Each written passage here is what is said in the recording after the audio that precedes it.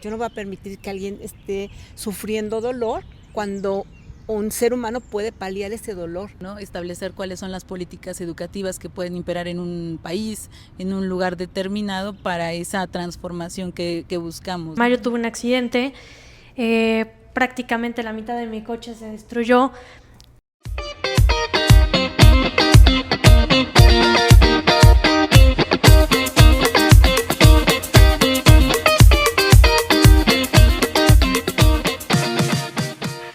Hola amigos, ¿cómo están? Oigan, pues bienvenidos a un episodio más de Cosechando tus sueños, Cosechando sueños. Estoy aquí muy feliz y obviamente, rodeada de 3 mujeres increíbles. A Gaby, que ya está con nosotros en todos los podcasts, que ha estado entrevistando también a otros personajes muy importantes. Y bueno, ahorita les voy a dar la bienvenida a nuestras 2 invitadas que tenemos en este capítulo, que realmente va a ser una plática de amistad, va a ser una plática para que también conozcan no nada más su labor profesional, sino también personal.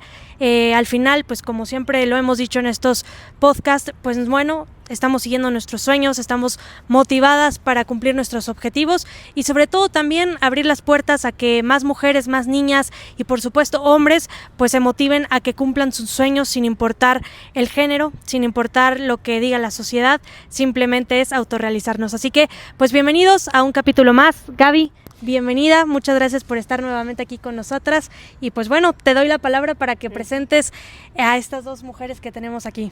Claro que sí, pues es un gusto nuevamente estar aquí con ustedes y bueno, tener a 2 grandes mujeres invitadas en esta ocasión con una gran trayectoria que ya nos irán platicando y bueno, está con nosotros la maestra Lisbeth Escobar Canales, que bueno, ella platicará los retos que ha tenido ante la vida para que pongan atención, los retos que a veces se nos presentan a todos como mujeres y cómo los vamos enfrentando. Y tenemos a también una gran amiga desde hace muchos años ya, muchos años.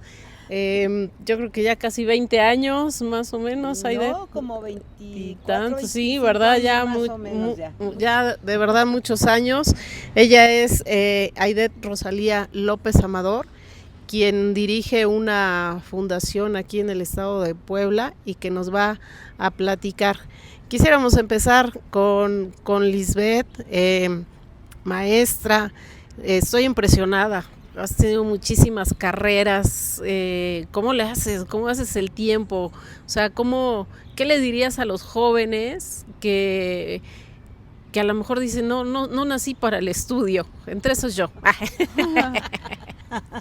Bueno, primero que nada agradecerte la invitación. Me gusta el concepto que manejan en este podcast. Creo que siempre he tenido esa idea de que a veces nosotros con nuestras acciones, con nuestra forma de actuar, aportamos un granito de arena a la sociedad para que también pues podamos motivarlos, ¿no? Para generar ese cambio que todos deseamos. Pues lo que me ha motivado en principio pues son los papás. Los papás son siempre quienes te impulsan para lograr tus sueños, quienes creen en ti, quienes fomentan esa idea de confianza para poder lograr cualquier proyecto y cualquier meta. Obviamente que al paso de los años pues los sueños han ido evolucionando, han ido cambiando, pero también vas descubriendo que para poder alcanzarlos necesitas prepararte. Pues les cuento que estudié la licenciatura en Derecho.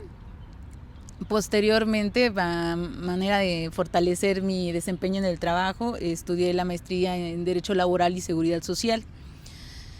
Aunado a la espinita que existe respecto a la docencia, estudié 2 maestrías, una en Ingeniería Educativa y otra en maestría en Pedagogía, porque siento que es importante conocer cuáles son las metodologías para poder impartir clases, como pues lo que veíamos en pedagogía, ¿no? Establecer cuáles son las políticas educativas que pueden imperar en un país, en un lugar determinado para esa transformación que buscamos, ¿no? Siempre he dicho que el maestro tiene un poder enorme en las aulas y ese poder es transformar vidas. Sí, increíble. Bueno, ahorita, antes de empezar con algunas preguntas que yo tengo para ti, porque también yo soy de esas que el estudio me costó bastante trabajo, al final me lo propuse como un objetivo y después de casi 10 años terminé la universidad, yo ya estaba así ahorcada, que quería tirar la toalla, y ahora me imagino tú con tanta trayectoria pues en todo este tema, pues creo que es algo muy interesante y sobre todo un ejemplo para todos los jóvenes, ¿no? Que muchas veces pues queremos solo cumplir, tener el papel, el requisito, pero más allá de eso hay muchas otras cosas que yo creo que te pueden motivar a que puedas pues seguir avanzando y seguir creciendo como persona, ¿no? Y por el otro lado pues ya nos presentó Gaby a la licenciada Aide, ella con una fundación muy interesante dedicada mucho tiempo a la enfermería, al tema de cáncer, y pues bueno, eso también me parece algo muy interesante. Platícanos cómo nace pues pues no sé si sea un sueño que tuviste desde chiquita o cómo fue que te nació la idea de apoyar a este tipo de situaciones. Gracias, buenas tardes. Gracias por la invitación. Es un gusto estar con ustedes, maestra Gaby, y conocerte, Majo. Muchas gracias. Pues básicamente nace en mí el espíritu de querer ayudar a los demás. Okay. Desde que era niña siempre quise estudiar enfermería, ¿no? O sea, veía mi máximo siempre fue mi abuelita, en paz descanse, ¿no? Entonces yo veía a mi abuelita enferma. Y decía, ¿cómo es posible que estando lo que más quieres, ¿no?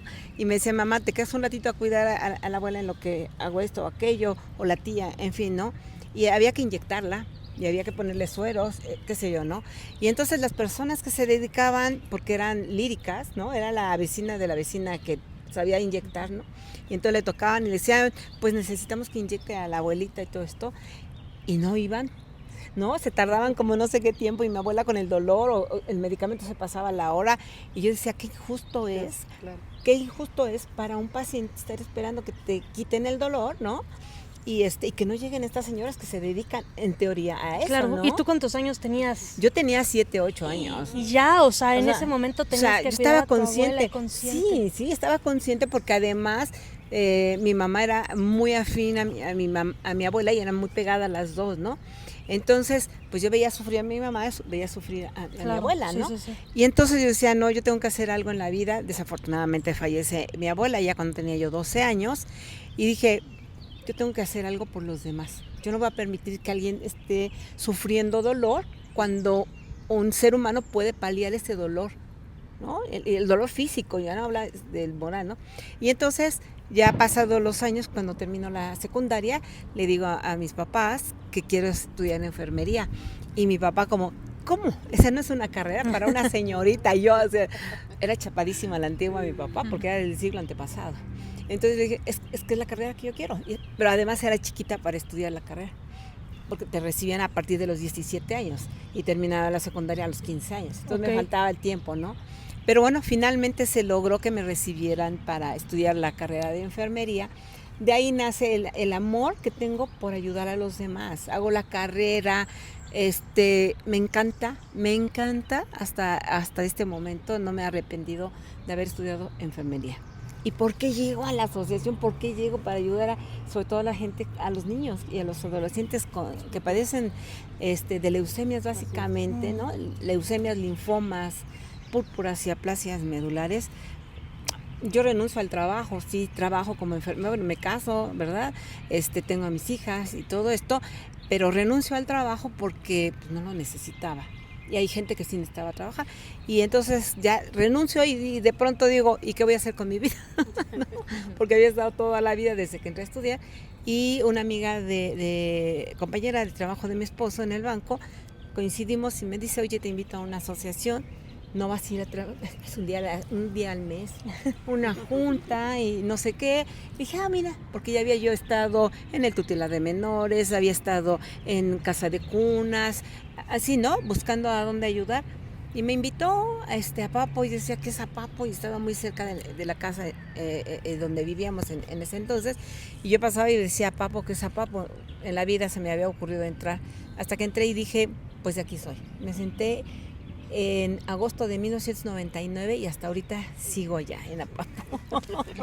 ¿Y las siglas de APAPO qué son?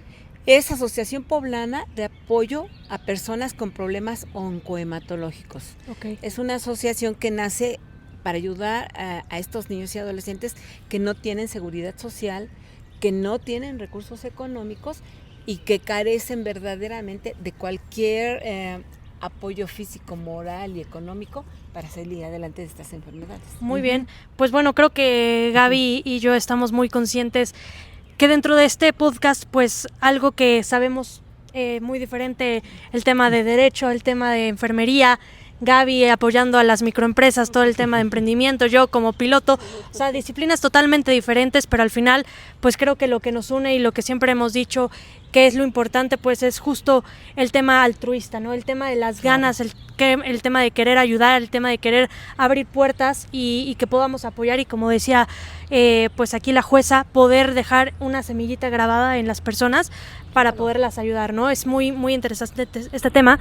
Y bueno, por el otro lado a mí me gustaría preguntarte, abogada, ¿por qué derecho? O sea, realmente esta es una carrera que yo creería, a comparación de enfermería, es rudo, ¿no? Es un tema que con los temas de los estereotipos se ve más en hombres, a lo mejor ya en la actualidad no tanto como el tema de piloto, pero creo que unos tiempos atrás pues era una carrera que en su mayoría era estudiada por hombres, ¿no? Pues sí, en su momento sí, digamos que la carrera de Derecho se inclinaba más para el género masculino, pero bueno, pues te puedo compartir que la razón por la cual yo quise estudiar la carrera de Derecho es porque siempre tuve interés en el área de las humanidades y eso me di cuenta desde pues de la preparatoria. ¿Alguien de tu familia? Nadie se dedica a la carrera de Derecho, ni un abogado. Vengo de una familia de puros maestros. Sin embargo, lo que he aprendido de ellos es que dentro de su ámbito han logrado defender los derechos laborales, por ejemplo, en su entorno en donde ellos han estado, y también tienen ese sentido de justicia respecto a los alumnos. Entonces, el verlos como no permitían ciertas injusticias dentro de su gremio fue también lo que a mí me inspiró a estudiar la carrera de Derecho, ¿no? Ya teniendo obviamente ya los conocimientos, las herramientas, ahora sí poder hacer algo para poder defender a muchas personas. Y entonces a veces en la cena, en la comida, cuando llegaba mi papá, pues era compartir los temas que ellos vivían, ¿no? Situaciones de alumnos que se habían quedado desprotegidos o alguna cuestión de algún compañero, de algún compañero maestro que había vivido alguna situación de injusticia. Entonces fue ese sentimiento, ¿no? Y querer hacer algo respecto de ese ámbito. Hace muchos años, bueno, quiero compartir. Yo soy gemela, tengo una hermana que es mi gemela, y cuando estábamos en la primaria, mi hermana acude a mí para que yo la defienda de una situación que vivió con una compañera que la agredió. Entonces me va a buscar y dentro de las instrucciones de mamá era de nunca estén separadas, ustedes nacieron juntas, se defienden, se cuidan, se protegen juntas, ¿no? Entonces, dentro de ello, pues voy a defenderla, pero las dos salimos llorando. El caso es que tiempo después, esa niña que fue la que nos, pues agredió en algún momento, fue molestada por un grupo de compañeros. Entonces era una niña que vivía en una situación difícil, desprotegida, pues nunca entregaba las tareas, estaba descuidada. El caso es que los compañeros la estigmatizaron, la señalaron, y en ese momento, yo no lo recordaba hasta hace unos años que me comentaron de esa situación, yo me acerqué. Entonces acudí a la defensa de la compañera, pero verbal, o sea, pedí que la respetaran, les dije que ella y todos éramos iguales y teníamos que ser tratados de la misma manera, que no por la forma en la cual nos vestíamos teníamos que sufrir ese tipo de discriminaciones. Pasaron muchos años y esta compañerita, pues coincidimos en un evento. Y en ese evento ella le externó a una de mis amigas que me conocía y que cuando ella se sentía sola en la primaria, hubo una compañera que la volteó a ver y que la defendió, pese a las circunstancias. Entonces en ese momento ella externó que que no me había equivocado de carrera, ¿no? Que el derecho que estaba en el lugar indicado. Entonces a veces es lo que, bueno, yo siempre he dicho que a veces hacemos actos o algunas acciones que no sabemos cuál es el alcance que podría tener, ¿no? A mí me dio gusto, digo, que haya tenido ese efecto con la compañera, y creo que hay cositas que hoy fortalecen la razón del por qué estudié la carrera de Derecho, y creo que puedo decir que no me equivoqué, que estoy en el lugar correcto. Sí. Así empiezan las grandes historias, ¿no? Y lo que nos va llevando en la vida a algo que vas encontrando, y que yo siempre digo que lo que hacemos es alimento espiritual, ¿no? Espiritual, porque cada cosa que tú ejerces, cada paso que tú das, y cuando es que ayudaste a alguien, ¿verdad? Nosotros que lo vivimos, pues en estos tiempos sería que obtenemos dopamina, ¿no? Sí. Dopamina, el hacer bien las cosas. Sí, claro. Y bueno, les quiero, ustedes están viendo el paisaje que tenemos atrás, tan hermoso, tan bonito. Bueno, pues les queremos agradecer al Hotel Marriott, antes Mesón del Ángel, el que nos dio la oportunidad de estar el día de hoy aquí en este hermoso jardín para grabar Cosechando Sueños, pues para ustedes con mucho cariño. Y bueno, Aide, yo quisiera que nos dieras como una historia de las tantas historias que has tenido en Apapo, de los jóvenes que has ayudado, y que en algunos momentos me has platicado y me has dicho, oye Gaby, es que por esta historia es que sigo acá al frente de Apapo. Muchas gracias, Gaby. Historias tengo muchísimas, ¿no? A mí me ponen el micrófono y puedo hablar de la satisfacción tan grande que me ha dejado haber llegado a esta asociación. La verdad, la bendecida soy yo. Ellos, todos los pacientes a los cuales hemos visto, la verdad han llenado por mucho mi vida, y me han ayudado con mi familia, obviamente, ¿no? Y tengo unas de las historias, les voy a platicar dos, unas anterior y unas muy recientes, ¿no? Me tocó, recién que había llegado a Apapo, me lanzaron así de, es la nueva, esa enfermera sabe, ¿no? Entonces, la novatada ahí. La novatada, ¿no? Antes de que les platique la historia, dice la que estaba de presidenta, la señora que estaba de presidenta, me dice, tenemos una entrevista en determinada estación de radio en la tarde, ¿no? Entonces vas con Maritere, y van a la entrevista, ¿no? Ah, pues sí, ¿no? Uh-huh. No me habían preparado todavía para saber bien a bien que era Apapo, ¿no? Entonces, pues sí, yo voy manejando, la señora otra va en el coche, va leyendo, ¿verdad?, los papeles que nos dieron para ir a la entrevista. Sorpresa, cuando llegamos a la estación de radio, era una mesa de trabajo. Era una mesa de trabajo al aire, ¿no? Con quien menos me podía haber esperado, que era el doctor Ruiz Argüelles, okay, en paz descanse, el doctor Arturo Moreno, hematólogos, eminentes especialistas. Y cuando empiezan a hacer las preguntas, cuando se empieza a trabajar, dije, Dios, ¿en qué me metí? Porque todavía no sabía bien a bien de la asociación, y obviamente la carrera de enfermería yo no hice ninguna especialidad, sin embargo estuve mucho tiempo en salud pública. Entonces no sabía bien a bien que la leucemia, porque no me había tocado ese contacto, ¿no? Cuando empiezan a hablar de todo esto dije, claro, entonces ya empiezo a concluir cosas, y gracias a Dios salí airosa de esa aventura, uh-huh, que me fortaleció para saber que tengo que estar preparada para sentarme donde sea, ¿no? Y entonces, bueno, ya volviendo al tema de las historias, nos toca que dos niñas de las faldas del volcán, que están enfermas de leucemia, ¿no? Una chiquita de unos 2 o 3 años, uh-huh, y la otra chiquita más o menos como 6, 8 años.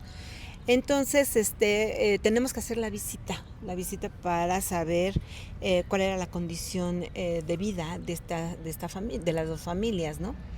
Y nos lleva el chofer, así muy lejos, ¿no?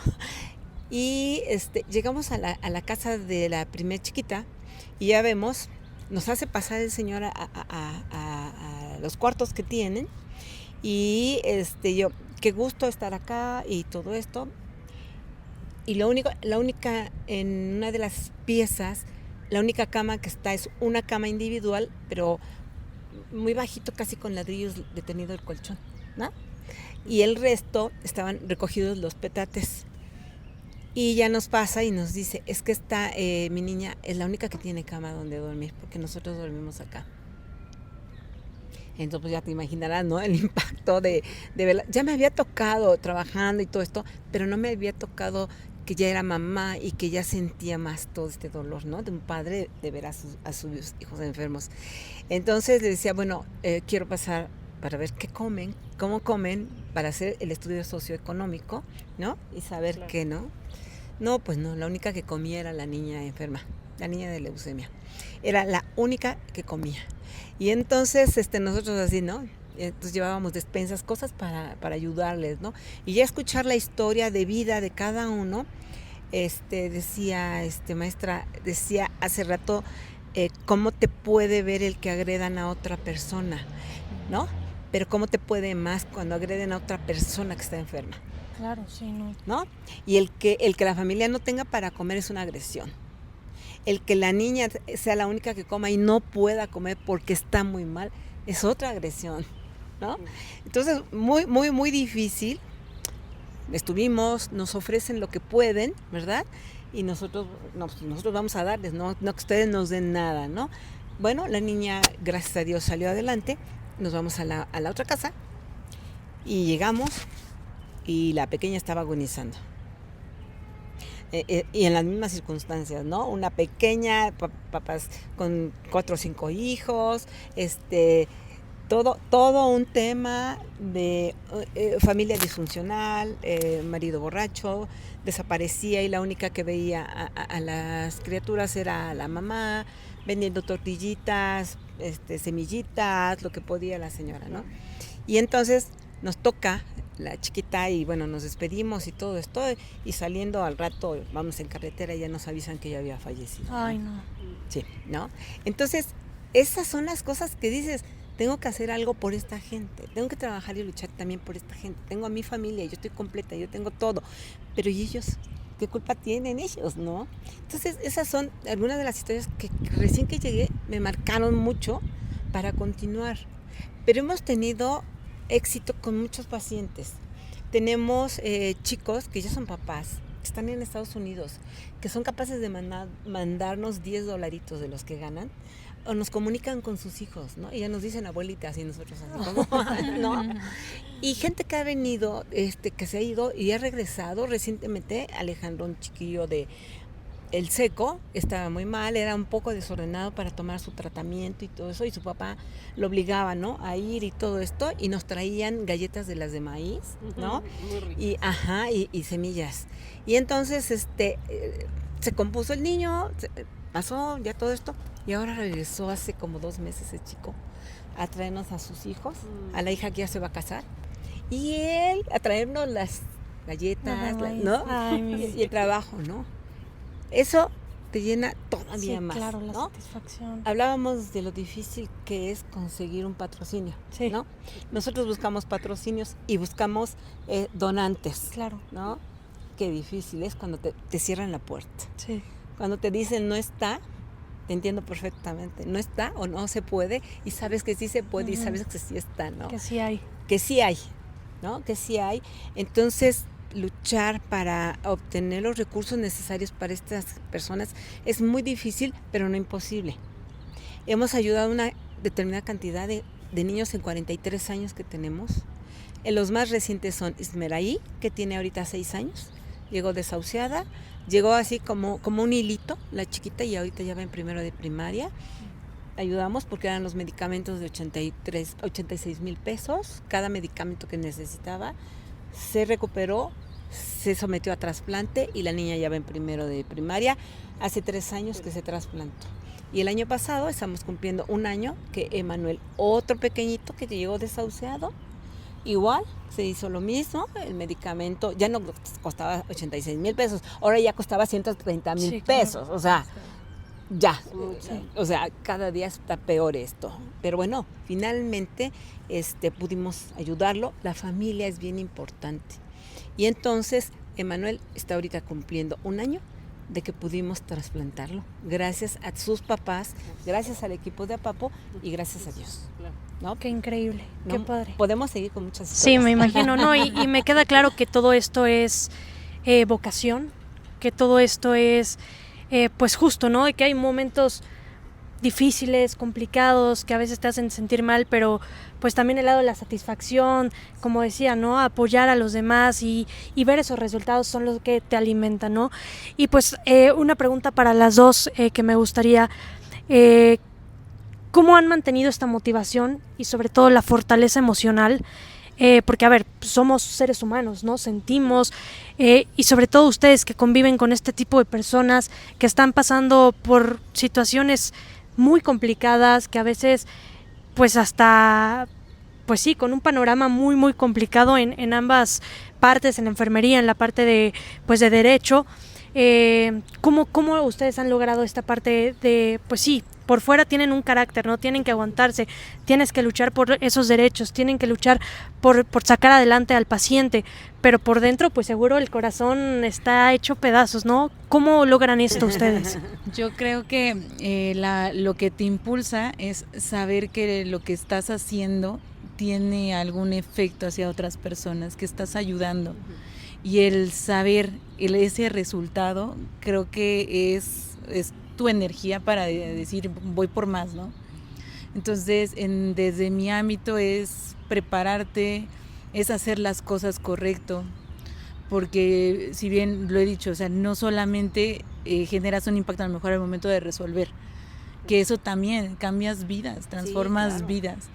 Y es contenerte, porque cuando te llegan y te plantean un asunto en donde existe una injusticia, es agarrarte el corazón y pensar con la cabeza y decir cuál va a ser, cómo vas a resolver el asunto, ¿no?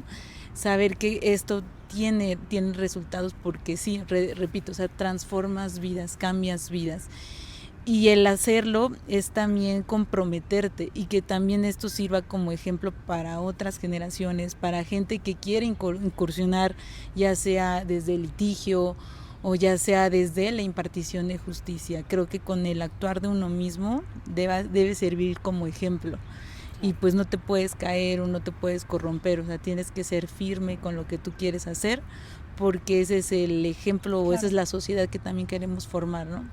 Entonces partiendo con nuestro actuar de día a día. Influye mucho en todos sentidos.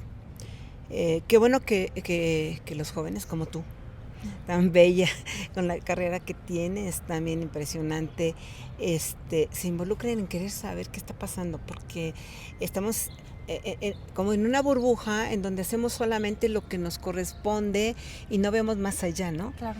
Y sí, siempre hay que estar, se los dije siempre a mis hijas y ahora a mis nietos, ¿no? No creen que la vida es esto que vivimos acá, ¿no? Uh-huh.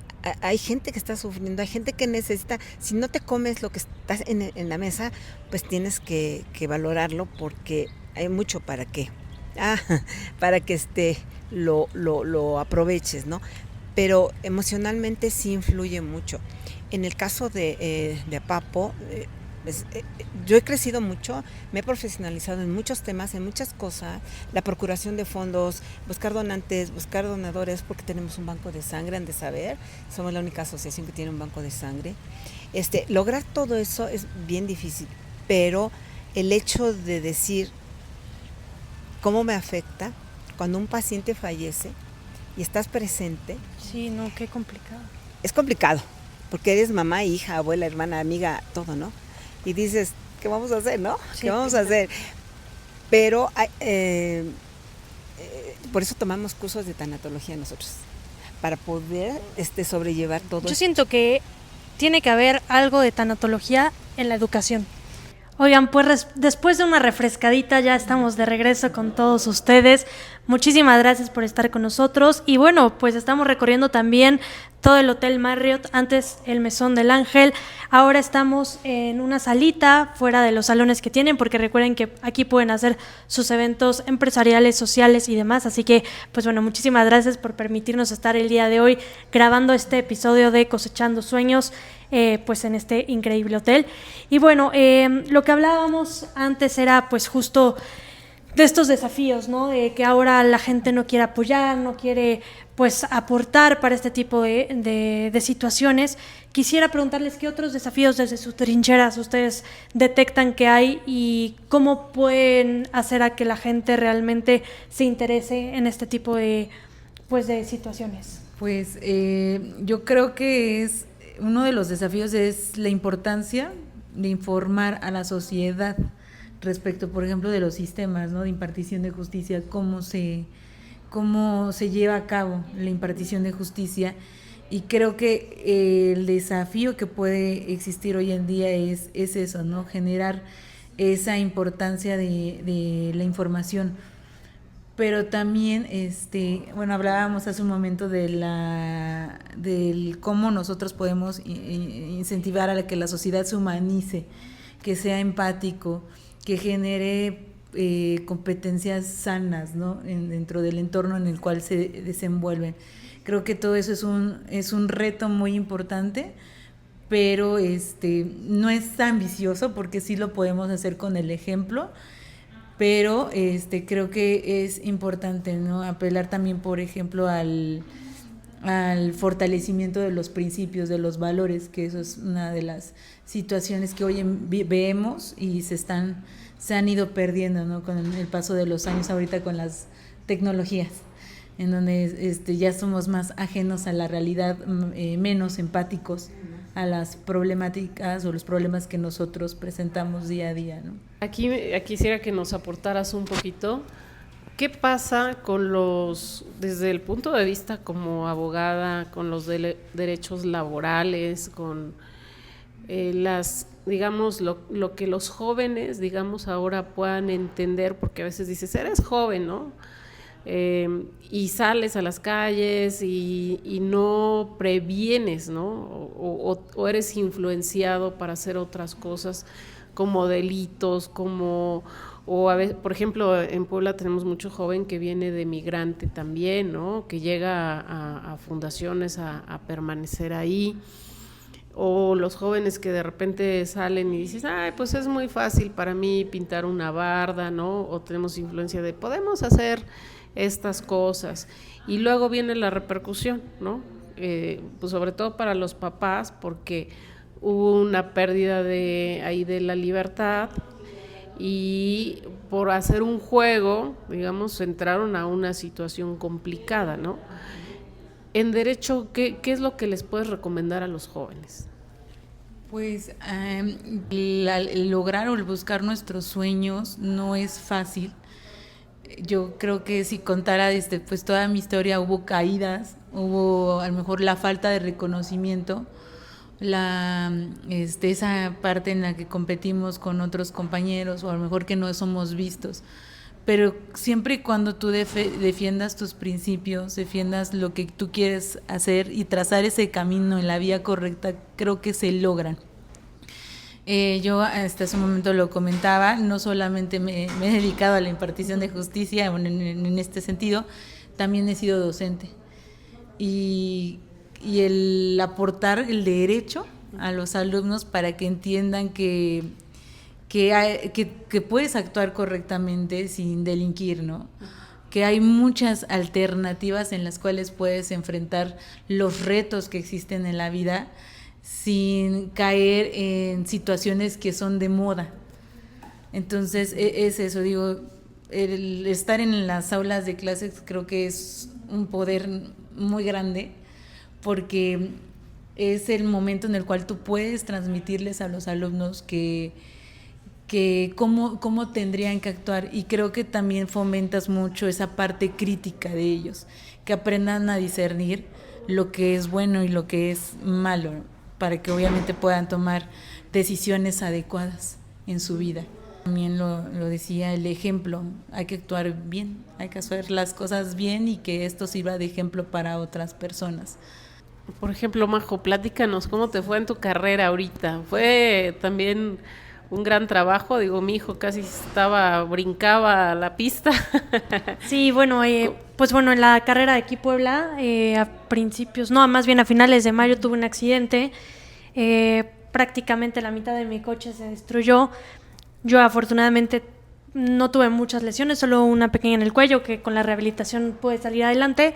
Y bueno, este fin de semana pasado corrí en Aguascalientes, pues obviamente llegas con ese, a ver, no te digo miedo porque eso ya lo sabemos canalizar muy bien, pero pues sí como con estos pensamientos de y si vuelve a pasar, incertidumbre de muchas cosas, ¿no? El coche pues apuntaba perfecto, las fallas mecánicas y que lo arreglaron y todo había quedado bastante bien. Y bueno, todo apuntaba bien para la carrera, como les comparto, y después bandera verde, 4 vueltas y mi coche empieza a fallar. No.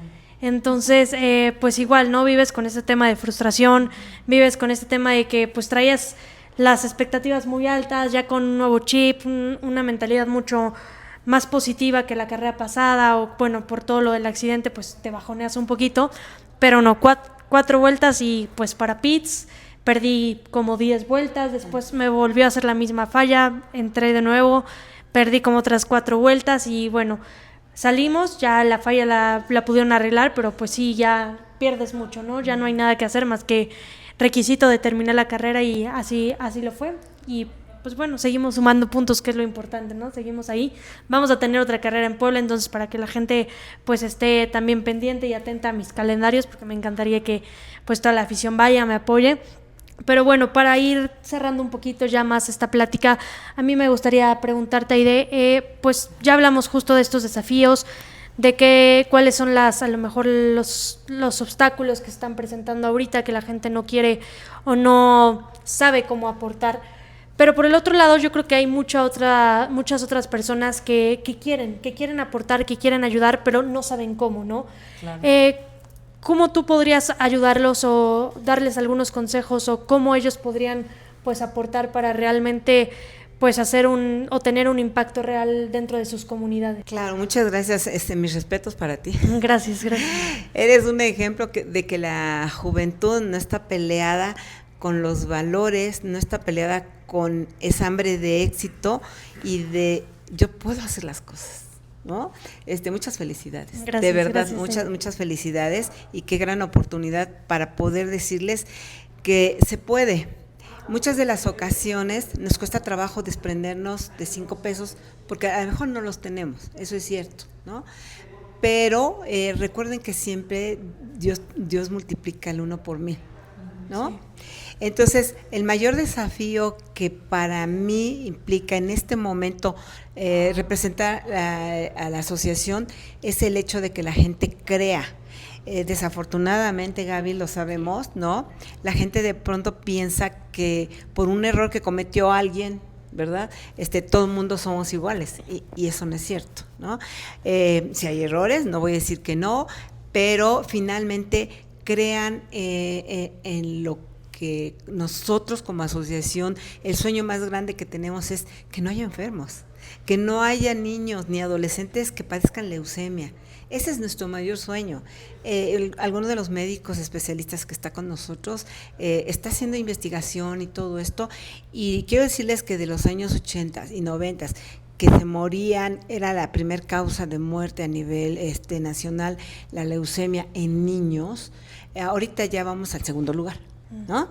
Ya la recuperación de los niños y adolescentes, ya estamos hablando de un 90% hasta el 100%, siempre y cuando las enfermedades se detecten a tiempo. Eso es bien importante porque no hay el seguimiento. Si un niño o un adolescente está con anemias continuas, con cansancios, con vómitos, con diarreas, con temperaturas elevadas, y es la gripa, son las anginas, una salmonelosis, en fin, ¿no? No se confíen. Existen especialistas como son los hematólogos que con un solo laboratorio detectan cualquier tipo de enfermedad en la sangre. En los niños, los osteosarcomas, ¿verdad? Las leucemias, los linfomas, las anemias aplásicas, en fin, hay una serie de enfermedades hematológicas que se pueden detectar a tiempo y no llegar a una leucemia, ¿no? Entonces, yo les invito a que nos ayuden. Recurran con nosotros. En Apapo de Puebla estamos abiertos para poderles indicar, para darles pláticas. en qué consiste primero que conozcan la asociación, obviamente, y que conozcan el tipo de enfermedades que se pueden presentar en todos estos niños, adolescentes y algunos adultos que están padeciendo. Búsquennos en todas las redes, estamos para servirles. Cualquier orientación con respecto a una enfermedad de tipo hematológico, con mucho gusto las atendemos. Y por otro lado, confíen que cada peso, cada centavo que se ha dado a la asociación APAPO de Puebla ha sido bien empleado, le consta a mucha gente, 43 años no son cualquier cosa. Sí, claro. Y ayúdenos, búsquenos en las redes sociales como APAPO de Puebla, donen sangre, donen órganos, donen tejidos, pero sobre todo donen también de manera económica algo, lo que puedan. Si dan un peso todos los días, junten un peso todos los días y van a ver qué tan provechoso es que en una familia todos los días, esa familia de 5, de 2, de 10, junten un peso diario y verán lo que se junta en un año. Se puede, sí, claro que se puede. ¿No? Y entonces ese dinero lo pueden canalizar a una asociación, en el caso de APAPO, ¿verdad? Para APAPO, o alguna fundación o asociación que tenga la credibilidad que tenemos nosotros para poder seguir apoyando a todas estas personas, a estos niños adolescentes que lo requieren. Albert Einstein tenía una frase muy, muy linda que nosotros empleamos en APAPO, que es: solo una vida vivida para los demás vale la pena vivirla. Los esperamos con mucho cariño. Gracias. Muchas gracias, Aide. Y bueno, Liz, como abogada, ¿tú qué mensaje podrías darles a las futuras generaciones de abogados, de abogadas en general, a la juventud, hablando en el tema de educación, sobre la ética, el compromiso social y la preparación que ellos deben de tener? Pues el consejo que yo les puedo dar que se preparen, que estudien, que las cosas sí se pueden lograr, pero con esfuerzo, con compromiso, con dedicación, y que no perdamos ese sentir, ¿no? El por qué estamos aquí, que es para ayudar a la sociedad, ¿no? Que no perdamos nuestra intención del por qué nosotros decidimos estudiar la carrera de Derecho.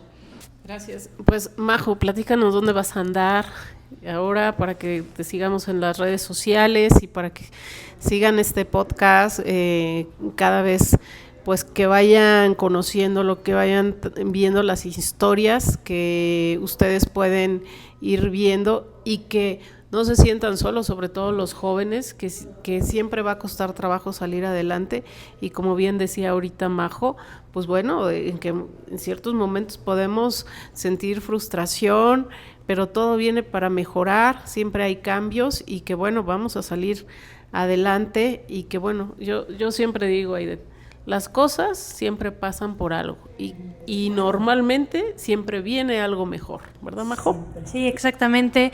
Pues muchísimas gracias, Gaby, por estar el día de hoy con nosotras. También Aide, Liz, gracias por compartirnos pues estas increíbles anécdotas, estos consejos que sin duda alguna, bueno, a mí se me queda grabado mucho y seguramente a nuestra audiencia también.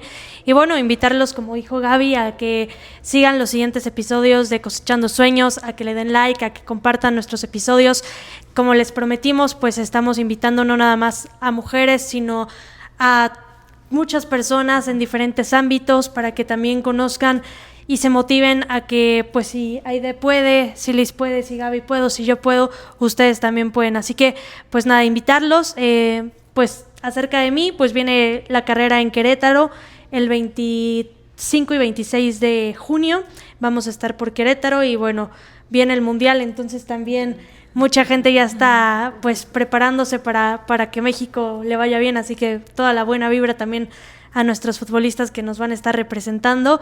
Y pues nada, nuevamente muchas gracias por estar con nosotros. Nos vemos pronto.